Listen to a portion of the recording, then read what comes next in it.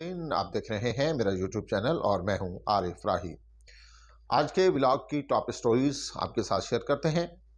सबसे पहले इस्लामाबाद का माहौल जो है वो मुसलसल गर्म है, इस पर आज बात करेंगे। और दूसरा ये कि इमरान खान के साथ मुलाकात की इजाज़त मिल गई है मुज़ाकराती कमेटी को। मुज़ाकराती कमेटी कब मुलाकात करेगी इमरान खान से, ये भी आपको बताएंगे।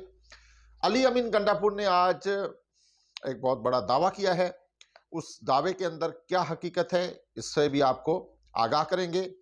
दूसरी जानिब अमरीकी अदालत ने नौमुंतखब अमरीकी सदर डोनाल्ड ट्रंप को सज़ा सुनाने के लिए तारीख का ऐलान कर दिया है। पस मंज़र क्या है और क्या मुमकिन सज़ा हो सकती है, इस पर बात करेंगे। और इसके साथ बार बार यह बात जो है मीडिया पर डिस्कस हो रही है कि इमरान खान को पेशकश हो रही हैं। किस किस्म की पेशकश हो रही हैं, क्या हो रही हैं, ये आज के व्लॉग का हिस्सा होगा। और जो अहम मौजू और जो कि बहुत ही चौंका देने वाला मौजू है और पाकिस्तान में ख़ास तौर पर इस पर जो है वो बात कम ही होनी है मीडिया और स्ट्रीम मीडिया पर, वो ये है कि प्लानिंग कमीशन की जानिब से एक रिपोर्ट पेश की गई है। उसमें क्या इंकशाफात किए गए हैं वो हम आपके सामने रखेंगे। अपने तमाम नाज़रीन से गुजारिश है कि वो चैनल को सब्सक्राइब कर लें और वीडियो को लाइक ज़रूर किया करें ताकि हमारी हौसला अफजाई हो सके। सबसे पहले तो आपको बताते चलें कि इस्लामाबाद का जो माहौल है वो काफ़ी गर्म होता जा रहा है और मुज़ाकरात तो जारी हैं, लेकिन मुज़ाकरात के पीछे कुछ कहानियां हैं। वो कहानियां ये हैं कि कुछ लोग तो ये कह रहे हैं कि ये मुज़ाकरात कामयाब ही नहीं होंगे। कुछ तजिया निगारों का ये कहना है कि ये मुज़ाकरात बिल्कुल एक ट्रक की बत्ती के पीछे लगाने के मुतादिफ है और ये मुज़ाकरात जो हैं वो कामयाब नहीं होंगे। और दूसरी जानिब तहरीक इंसाफ भी ये वाज़ेह कह रही है कि मुज़ाकरात सिर्फ 31 जनवरी तक चलेंगे, उसके बाद मुज़ाकरात जो हैं वो नहीं होंगे। और मुज़ाकरात की डेडलाइन जो है वो बज़ाहिर लग रहा है कि 31 जनवरी है तहरीक इंसाफ की जानिब से, लेकिन हुकूमती कमेटी जो है उनकी जानिब से ये कहा जा रहा है कि ये बहुत शॉर्ट टाइम है, क्योंकि अभी तक तहरीक इंसाफ ने किसी किस्म के जो मुतालबात हैं वो तहरीरी तौर पर हमें नहीं दिए। अभी तक सिर्फ बातें हो रही हैं। 2 मीटिंग्स जो हुई हैं उनमें सिर्फ बातों तक कहानी महदूद रही है। लेकिन अगर तहरीक इंसाफ हमें बाकायदा जो है वो तहरीरी जो है वो देंगे कि किस चीज़ों पर मुज़ाकरात होने, तो फिर ही आगे बढ़ सकते हैं मुज़ाकरात। और इरफान सदीकी जो है सेनेटर हैं मुस्लिम लीग नवाज़ की जानिब से, उन्होंने भी इसी किस्म के कुछ दावे किए हैं।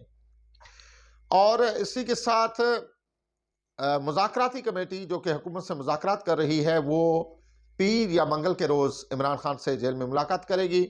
और जो ताज़ा तरीन पेशरफ्त हुई है, 2 तारीख को जो एक मीटिंग थी हुकूमती इत्तेहाद की और अपोजिशन इत्तेहाद की, उसमें क्या बातें तय पाई हैं उसके हवाले से इमरान खान से मुशावरत की जाएगी। इसका कभी इम्कान है कि ये मुलाकात पीर के रोज़ हो जाए, लेकिन मंगल के रोज़ बहरहाल ये मुलाकात लाजमी हो जाएगी।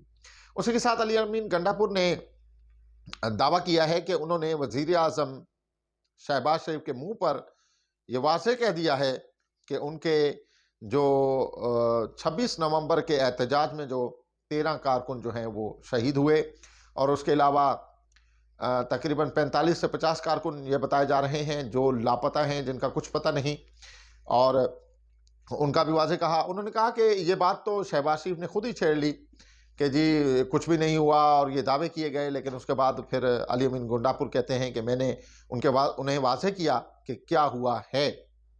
उसके साथ जो है अमेरिका से ये खबर आ रही है कि अमेरिकी अदालत ने जो नौमुंतखब अमेरिकी सदर हैं डोनाल्ड ट्रंप, उनके ऊपर जो मुकदमा चल रहे थे उनमें उन्हें 10 जनवरी को जो है वो सज़ा सुनाने का ऐलान किया है।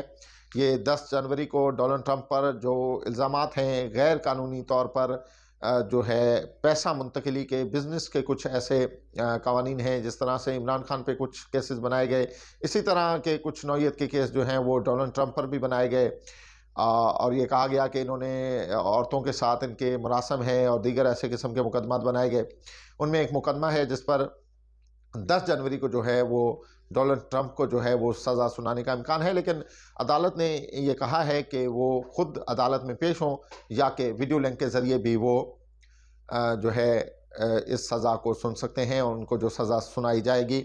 लेकिन इस बात का इम्कान है कि हो सकता है उसे ऐसी कोई सख्त सज़ा ना सुनाई जाए जिसकी वजह से उन्हें जेल में रहना पड़े, और कुछ क़यास आराइयाँ ये भी हैं कि सज़ा बिल्कुल सुनाई ही नहीं जाएगी, क्योंकि वो नौमुंतखब सदर हैं। 20 जनवरी को उन्होंने अमेरिका के 47वें सदर के हैसियत से हलफ उठाना है।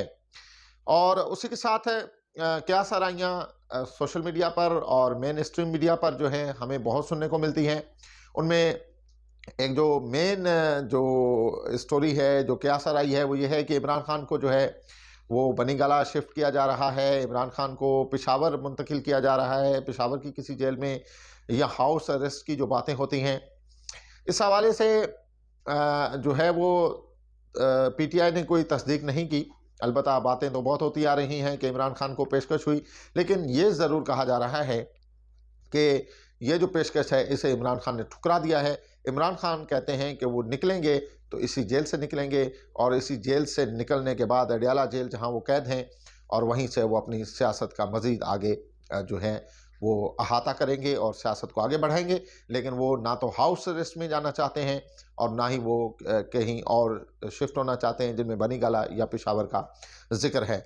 और आज के ब्लॉग की जो आखिरी और अहम खबर वो ये है कि प्लानिंग कमीशन जो है उसने एक रिपोर्ट दी है। उसके मुताबिक जो है पाकिस्तान में जो बेरोज़गारी है उसकी शरह में मज़ीद इजाफा हो गया है। 1.5 जो है इजाफे के साथ अभी बेरोज़गारी की शरह जो है वो 7% तक बढ़ गई है।